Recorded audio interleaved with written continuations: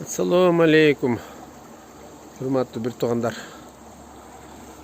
Мындай тартайчы.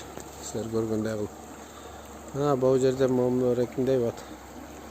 Дарыя агат, чоң эмес. Ал бир жерден кирет. Суу менен кирет дагы. Мондайынан келип, бул эки бассейнге кирет. Бул бассейндин капталдарын карагыла. Узундугун карагыла. Түйүнө мындай баягы тереңдигин карагыла. Биздики, например, могу жер тереңдиги 2,5 метр. Узундугу бир 70-80 метр. Ал эми капталындагы турасы болсо бир 10 метрдин тегереги бар го. Мына ушундай, мондай токойдун ичинде болот. Марекинде контейнер бар, биякта элдер жашайт. Биягына болсо жем, балыктын жеми коюлат.